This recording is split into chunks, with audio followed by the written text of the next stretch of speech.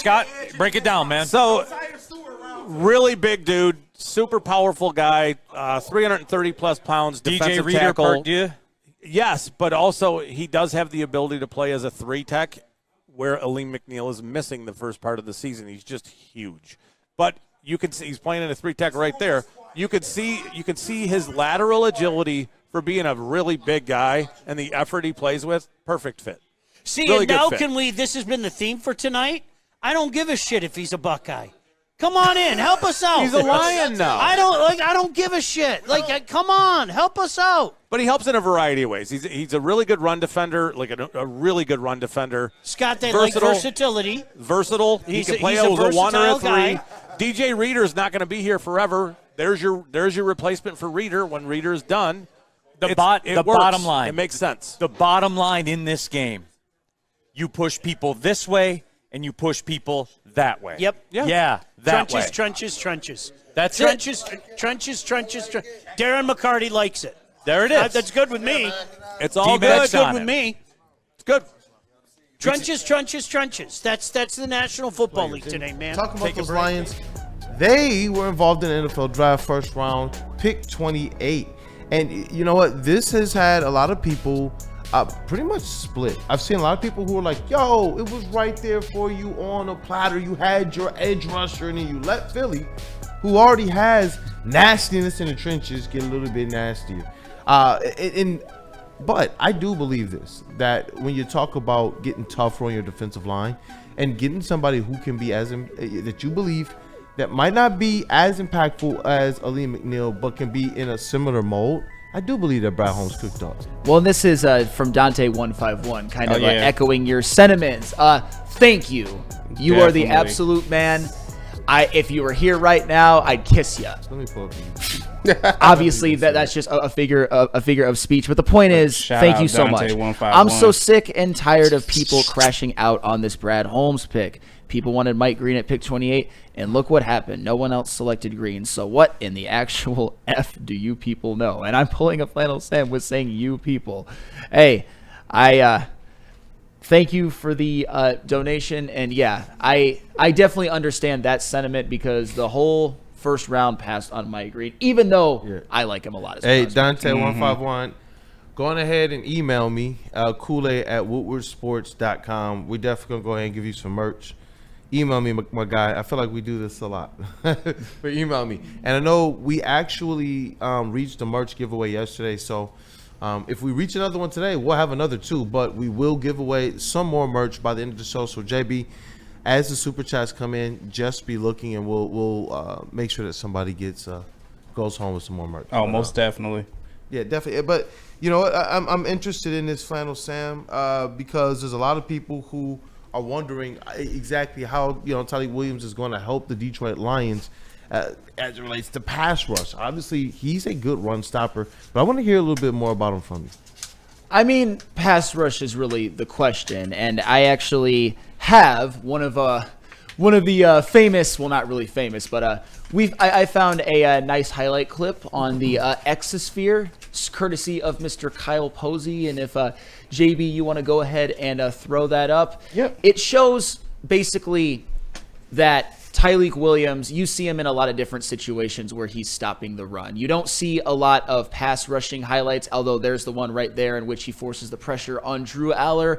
But that really was his strength in college, an elite run stopper. Really, when you talk about the defensive tackles coming out of the draft, I don't know if he's as good as anybody at stopping the run, but certainly a first-round level run stopper without a shadow of a doubt. He's definitely a space eater. He's about 6'3", 335. On paper, he's listed as the same size as a DJ Reader. That is definitely some beef in the trenches. But you also see when you watch this that, yeah, he can take up space. Yeah, he fills gaps. But he also sheds blocks and has more moves, and he definitely knows how to diagnose these plays and actually not just create it for others, but make the play himself. You saw him in multiple college football playoff games last year, in which Ohio State did unfortunately go on to win the national championship, where he had big TFLs at big moments, and he played big time against some of the best opponents. So, yeah, It's just a lot of him being very stout against the run. And as you see as well, a lot of really good teams, a lot of college football playoff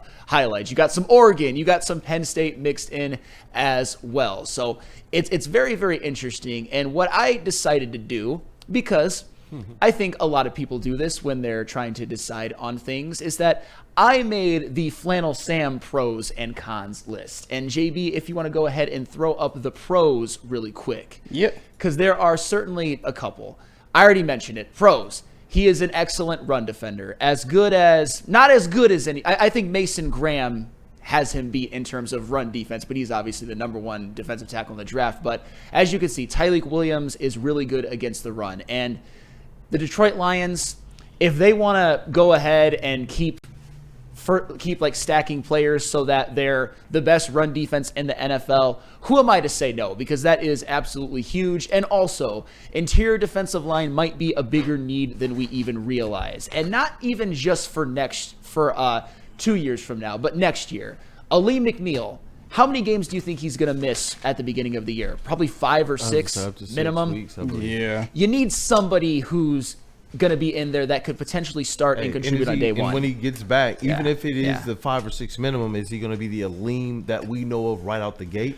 Now, Maybe not. it's hard to say. It's a very, very big man with an ACL, and that's always something that you have to be mindful of. But also, and this is something, nobody was happier about the pick last night than Mr. Spencer Raxter, and you'll be hearing him going off today. But one thing he mentioned, and he's right about one thing, DJ Reader's here for one more year. I don't think the Lions are going to re-sign him.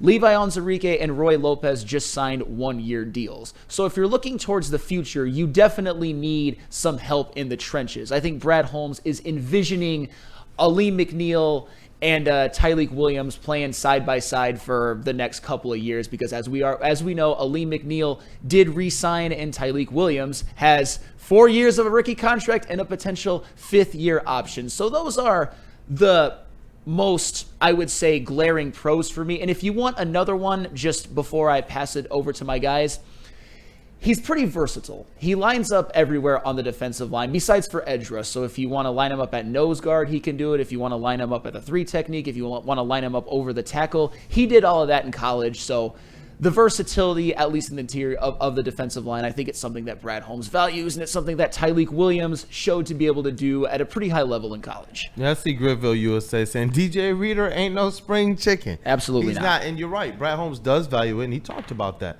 he is a 3-down lineman, and he is when you look at exactly how he succeeds, it's the agility, it's the speed, and it's his quick instinct, his quick reaction, especially when diagnosing the run plays. His ability to go from being engaged with pretty good offensive linemen to being able to still make the tackle. His ability to, this is one of the things too. When you talk about containing a run, what I liked about some of the sacks that he got, it wasn't many, but it was at least when the containment broke down, he was able to diagnose and get after the quarterback. And that, to me, is something that I do like. If you're going to be in that interior, to be able to have a little bit of everything. And I do wonder if the responsibility at Ohio State, if coming here and now playing against some dogs, and, who knows how they're going to shade coverages towards Aiden Hutchinson, you have an opportunity to blow up the interior of an offensive line, especially if you have, like Kavasi Chase is saying, you're packing it up with all of the meat in the world. Yeah. That's what Brad Holmes is doing right now. I'm not pausing that at all, because I'm getting more and more excited about it. I'm serious, bro. Since you said that, I was just like, you know what? Especially with how we saw them manufacture some pressure off the edges in the playoffs, I was like, you know what? If they can go and beef up this middle, for everything we talk about on the offensive line in terms of players getting long in the tooth, contract situations, and long-term success, well, the interior of the defensive line, they have those same questions as well. And so now you talk about going and getting somebody who you believe can be an impactful player, a starter from day one, and be a starter, like you said, Flannel Sam, for some years to come. He might have to be a starter on day one, considering Ali McNeil is out. But maybe not. We'll see. But JB, I also, when it comes to his run defense, we obviously saw the highlights and everything, and you saw his skills and what he's able to do. I also have some numbers to really, hit home that Tyleik Williams was damn near as good as anybody coming into the draft in terms of stopping the run. You got that one, good sir? Yep, and run defense grades. Absolutely. All right, so these numbers are according to PFF. Run defense grades in 2024. Mason Graham, obviously the best. He's a unicorn. I think he's going to be multiple-time All-Pro, a diet Aaron Donald. I really do. 92.6. He must have went to a good school. Yes, absolutely. Walter Nolan, 91.6. Tyleik Williams, 88.6. These are run defense grades according to PFF. Kenneth Grant, 87.5. And Derek Harmon, 80.5. This highlights that Tyleik Williams, and these are all of the defensive tackles that were taken in the first round. For those of you who either don't know or forgot, I needed a refresher myself this morning. So what I'm trying to highlight with this and with his highlight tape is that he's going to come in and I think at the absolute minimum be an effective run defender. And why not, if you're the Detroit Lions, just continue to be one of the stoutest defenses against the run? Because honestly, even though sometimes I think it gets undervalued, making sure that teams and good running backs like potentially Aaron Jones, Josh Jacobs, for example, that they don't go off, that's huge. That makes it so that teams are in like 3rd and long, and then that's where guys like Aiden Hutchinson can hopefully tee off. And then maybe Tyleik Williams helping him out too. And we've also seen this defensive line, for as much as we talk about what Kirby Joseph has done to take away touchdowns, interception-wise in the end zone, we've also seen this defensive line over the last 2 years with Dan Campbell and co. stop teams in the red zone, not being having to go 1, 2, and 3 attempts at trying to get a rush in, and it's been difficult for them. Think about this team on 4th and shorts.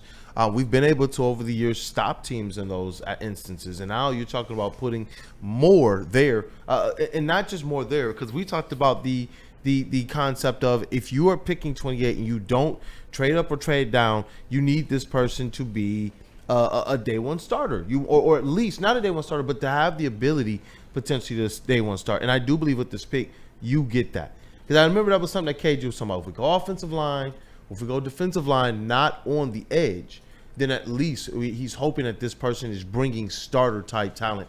And I do believe you're getting that with this. And to me, it's about the size, the combination of size, power, and his quickness, man. His ability to kind of diagnose quickly and make the play in stop and run, which makes him so elite in that. And my thing is this. I often wonder if you're a defensive coordinator and your job is to develop and innovate with that player, take this player to new heights.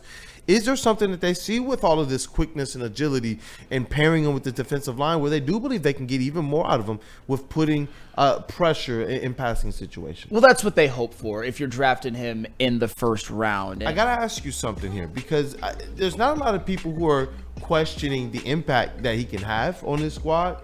Obviously, there's some who wish we went for another position, but they do believe that, but if we were going to get him, we probably could have got him at 2nd or 3rd. What do you believe about the value? And obviously from this point forward, what do you do from here? So I think that Tyleik Williams, if you're talking about a perfect place where he could have been drafted, and there are no perfect scenarios, by the way, I think he was a mid-second round kind of talent, which would have meant that the Lions would have had to trade back.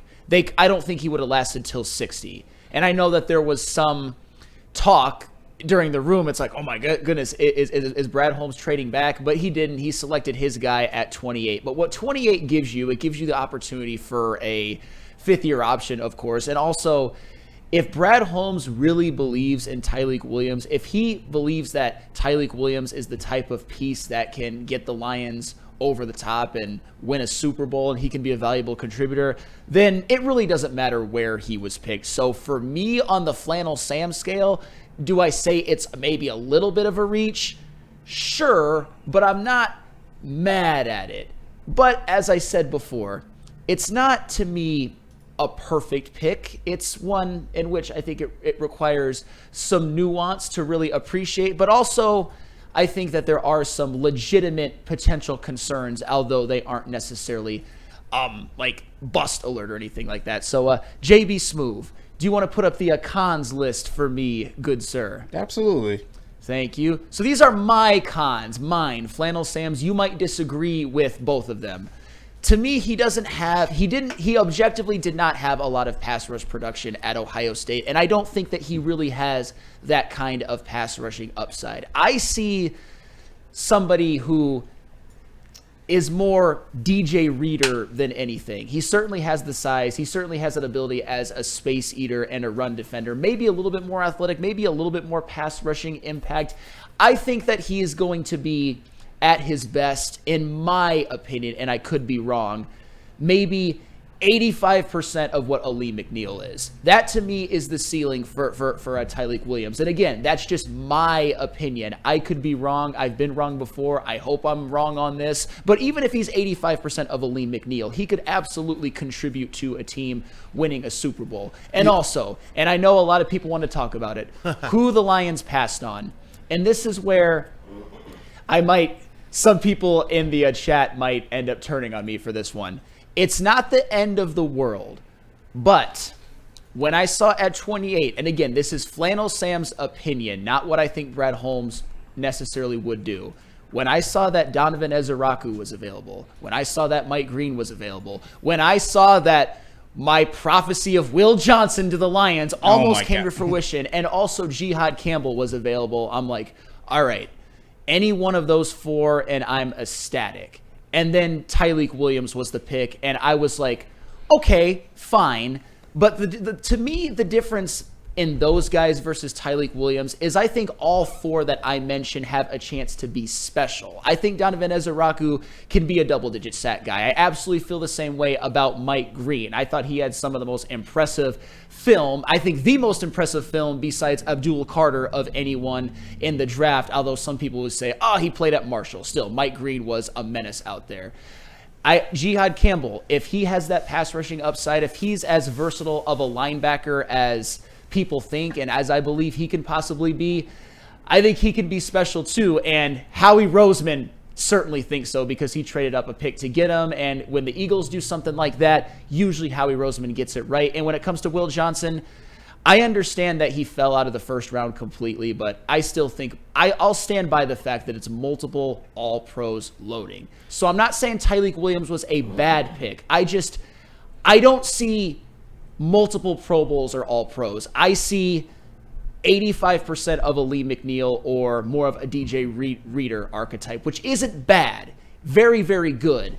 I thought the Lions had an opportunity for special, but before I pass it over, the one thing that a lot of you can say to me in the chat and are legitimate on is that the whole first round passed on Mike Green, the whole first round passed on Donovan Ezeraku, and the whole first round passed on Will Johnson. The real test is if Jihad Campbell helps the Eagles repeat and Tyleik Williams has some struggles. That's where we might have a little bit of buyer's remorse, at least at first. But this isn't a bad pick. I just don't see special in Tyleik Williams. But the Lions might not necessarily need special.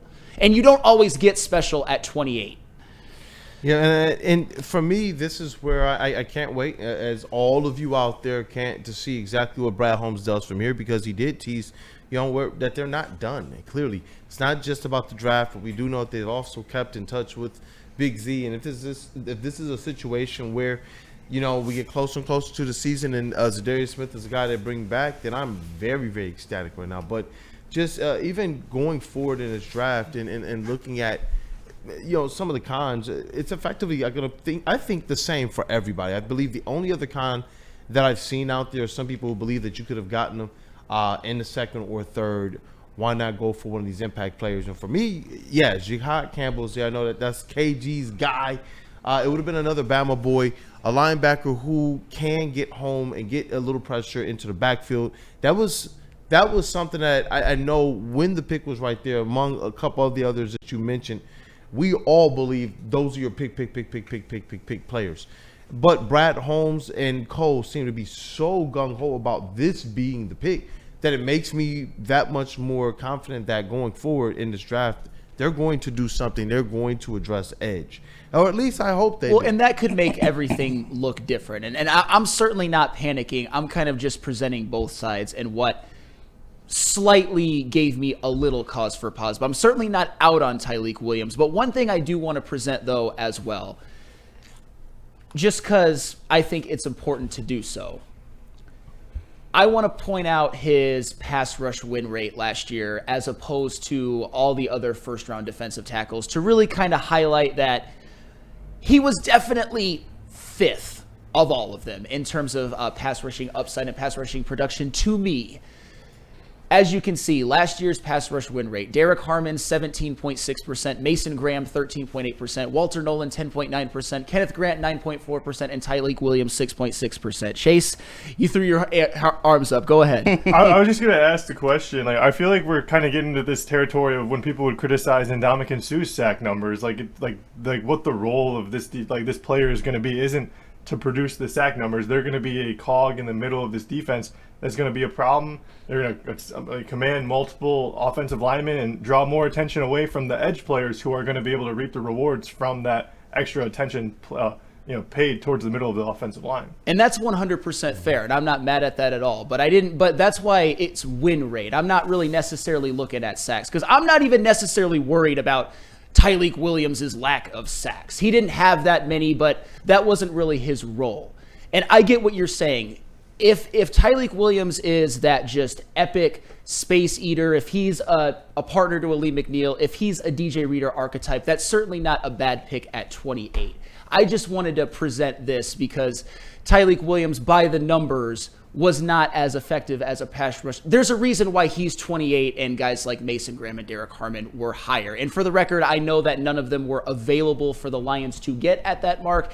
I just wanted to put some numbers to my claim earlier because, I don't want it to be just like, trust me, bro. Because you know that I don't operate like that. And just one more, I want to give the pressure rates, because this is just last year, pressure rates for their entire careers, because everybody's career was certainly longer than 1 year. This is pressure rate for college career. Derek Harmon, 11%, Mason Graham, 10.3%, Walter Nolan, 9.5%, Kenneth Grant, 8.8%, and Tyleik Williams, 8%. He's the worst on this one in terms of pressure rate, but this one isn't as glaring. But at the end of the day, do the Lions need him to be just a pass rushing demon, or do they need him in a different kind of role? As you said, double team, space eater. We'll never know. It's just that I think with this pick at 60, they have to address a pass rusher. I know Josiah Stewart might be on the board, Jared Ivey, but I don't think that Tyleik Williams is ever going to be like a high sack or high pressure guy. He's going to play a different kind of role, and that's okay, by the way. Yeah, and he's nasty too. Like the hits, his ability to wrap up, especially with running backs in this NFC North division. I'm okay with this pick, and I am where you are as it relates to you got to address pass rush, edge, and I'm wondering how when you're Brad Holmes and you're looking at how this draft is falling, certain players that we thought could go top 15, top 20 are falling to bottom of the first round and into the second round. And as you're kind of watching this, I'm wondering how much of this influences what Brad Holmes is doing. With going and getting what he believes, because he said it, we're going to go and get a best player. We're going to go and get somebody we believe fits our overall vision and not necessarily the need. And that, to me, is what Tyleik Williams fits in multiple facets. Not just a rotation player, not just depth. We're talking about depth, not just a little bit of versatility in that interior of the line, but also a guy who can make sure that Alim McNeill and his ability to get healthy. Some of the older guys that we have on this line, that those guys can be more in tandem, in rotation, more fresh. For a lot of different reasons, I like this. And I remember when we were going early on and they made some picks along the offensive line. It was early on, and we all were talking about, you know what? Hey, we got to keep our strength the strength. And I do believe that this is one of those picks to try and bolster that. But I'm not going to sit here and also double talk. And one side of this thing is going to be, yes, I trust in Brad Holmes. But on the other aspect of it, you want pass rush help. You want to get that pass rush help. We've been talking about bookend help for Aiden Hutchinson for so long. And we believed that Zadarius Smith was going to finally be that we were okay with if there wasn't a Myles Garrett or if there wasn't a Trey Hendrickson or if there wasn't a Max Crosby. We were like, okay, we will ride with Big Z, but then they get rid of him. I'm glad that he is, I guess, just a phone call away. And I'm hoping that is something that the Detroit Lions do, even if they do address edge in this draft. And Burn, nice little segue from what you were saying. The first round was very weak and no one wanted to move around. Only one trade until the 20s, which was a pretty big trade. Shout out the Jaguars for getting their guy in Travis Hunter. More on that in a little bit. I could see a ton of second and third round movement today. And I also saw somebody ask about Landon Jackson. Hey, that would make a KG's fever dream come true. And I don't know if he would last till 60, but it's also interesting to speculate whether or not Brad Holmes will trade up in the second round, and whether if or you not didn't trade that back, would you really use extra capital to trade up? That's an interesting You question. don't really 'cause think so. I think you could get. I'm a Josiah Stewart guy. I also like Jared Ivey. I know that Chase does as well. But what if he shocks the whole world and moves up for like Donovan Izaraku? I would probably come in Monday on one. I don't think it's going to happen. I was But going to say, is any pipe being laid? oh yes, well yeah. 800 big pipe. But JB Smooth, What's up? you were grinded last night, but you were doing the entire show. You got JB's to the see- GOAT. Oh, go ahead. I said JB's the GOAT. I He was just absolutely is the ad-libbing. GOAT, 100%. But what is your thoughts just on the Tyleik Williams pick? Do you think this is a good one for the Lions? How can he help this team? I don't think it's a bad one. I think this is definitely one you'll have to wait and see. I think this is definitely a good pick for the future of this team that we're very hopeful for as well too. Obviously, with the initial pick last night, not a lot of people were happy about it. As you've seen in that video, or if you were watching the live stream a little bit when it got announced as well too, the room was silent except for Spinny, who was on one and very happy last night. Which shout out to my boy Spinny once again. He called it 100%. But a lot of that room was heated, man. Yeah, Shout out to Nick. a lot of people in that room was just silent and quiet, and it was just like, all right, we got a guy, and hey, maybe we didn't have this guy on our radar, but he is definitely someone to look out for. No, it's not the sexy pick that we all wanted, that we were all hoping for, or that we thought Brad would do. But once again, Brad could care less about what we think he should do. He's going to do what he feels is best needed for this team, and you got to give it to Tyleik. I mean, I like the guy's football IQ. He does present a lot of great things for this team. You got your run defender, and honestly, it goes through us for running now. And I definitely think he will be, or he's going to have to be your day one starter, because you're a little bit worried about Aleem coming back after that ACL injury. So it'll definitely be a very nice rotation piece, but I think he'll pick up things very quickly, and you know what? It sets up a very nice future for this front line. Well said, JB. And there was a lot of other teams that picked, though. And when we come back, I just want to get everybody's just